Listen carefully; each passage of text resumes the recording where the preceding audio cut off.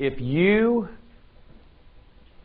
were Matt Palin, Del Needleman, Ray Hilbert, whatever, if you were in leadership at Truth at Work, and you were looking to expand the work and the calling and the passion, the ministry that God had given you, and you took that seriously,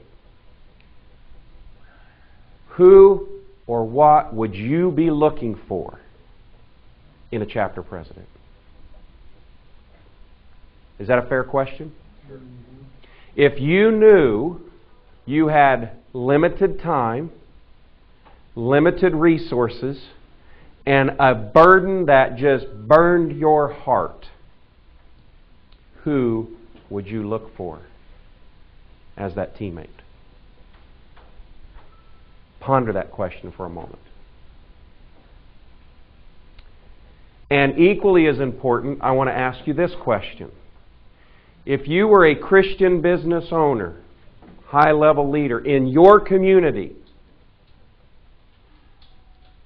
who or what would you desire your local chapter president to look like? Good question, isn't it? Because I'm going to love on you for just a couple of minutes. Is that okay? I'm going to throw the agenda out just for a moment because, Scott, I think the Lord has used you to set the table perfectly. So here's my question. As you view your role, your opportunity in this ministry, is this just kind of a neat thing? Is this just a neat thing? Oh, thanks God for this really cool thing that I can be potentially a part of. Is this a holy hobby?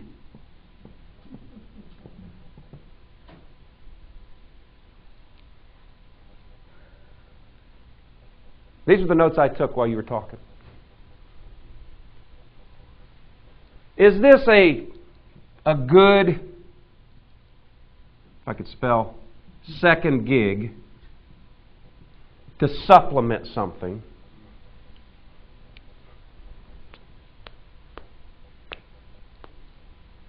Or is this a burden, a calling, or a passion? That's my question. Is that a fair question for me to ask this group? Absolutely. Is that a worthwhile question for us to ponder for a few moments, to get off agenda and talk about? I believe it is. Because I'm a little fired up about this, if you can't tell. Because how you answer this question will determine what, if anything, you do with these 3 days that we've been together. Amen?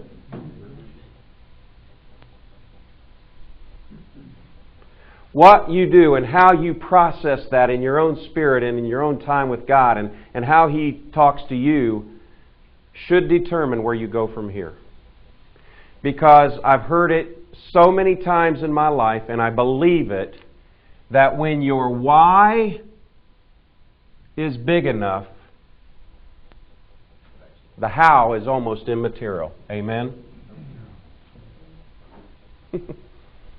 When your why is big enough, and we're going to talk about some blocking and tackling and starting members and the mechanics and all that stuff. We are going to talk about that this morning. But when this is big enough, this will take care of itself. Would you all agree with that? Because I'm not interested personally in creating a bunch of clones and robots. There are other places you can go if that's what you're after. What I am interested in, and I think our team would agree, we want to build an army.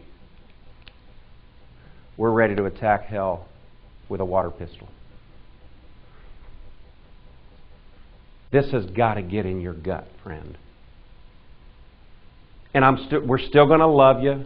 We'll still, support you and help you if it's any of these things. But I really believe until it gets to become this, you're just going to dabble. And you're going to be double-minded. What does Scripture say about a double-minded man or woman? In what? Some? Most? All. Yeah, I'm reminded, if I had time this morning, I would talk. There's a passage in the book of Acts where there's this young man named Eutychus. You could go look it up. And his name means fortunate. The name Eutychus means fortunate. And it talks about him being seated in a window. You ever read that passage? And it says that Paul is talking on. He was in the church, this young man, but it said the young man was seated in a window. You know what a window is, don't you? Seriously? What's the purpose of a window? It's a passageway between inside and outside, right? But when you're seated on the window, it means you're straddling the fence. You're not in, you're not out. If you go on to read that passage, Eutychus falls to his death. He falls to sleep, first of all. And he falls to his death. Paul goes down and lays hands on him and restores him. Because it's real easy to just dabble. Isn't it? And I'm quite confident as long as we dabble, we're not going to make a dent. I loved what Paul did yesterday in his time when we want to reach out and love on Chris, but I'll tell you what, if you had that kind of burden, if you got up every day and said, I'm going to talk to 25 people today about truth at work, how long do you think it's going to take you to have your groups up and running? If you got it in your gut and it's this, and you see one of the strongest words in the English language, he said it yesterday, was to decide. Once you make a decision. How many have thought before, I need to lose weight? That's a big difference between I have decided. I need to have quiet time versus I have decided I'm going to spend time with God. There's a big difference, isn't there? Yes? So, if we look at some of the behavior traits, if you looked at this as just a neat thing, what are some of the behavior traits that you would demonstrate? If this was just a neat thing, what do you think some of those behavior traits would be? Come on. Casual approach to things.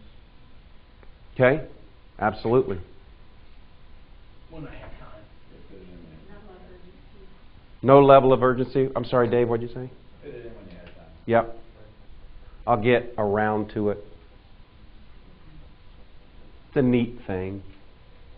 That's pretty cool.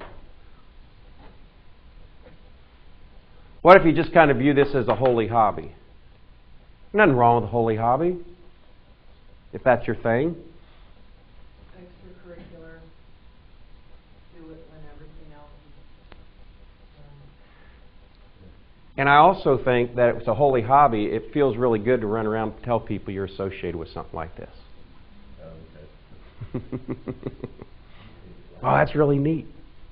I'm a part of it. Nothing wrong with that. What would be some of the traits if this was just a good second gig? You treat it like a second job. I mean, not primary. You'd probably be a little bit more serious about it, right? Yeah.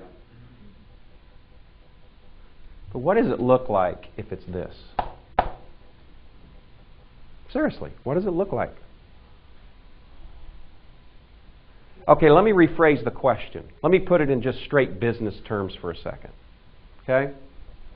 What would it look like if it cost you $1 million to do this? I'm just talking straight business. You evaluate business opportunity. If it cost you $1 million, You'd be all in. what? You'd be all in. And what would all in look like? Be scrapping everything, return back. Failure's not an option. Did you hear Jim in his presentation yesterday? He just said, I was just dumb enough to believe. I think not exactly he said that, but something like that. I just kind of went into this Failure wasn't an option.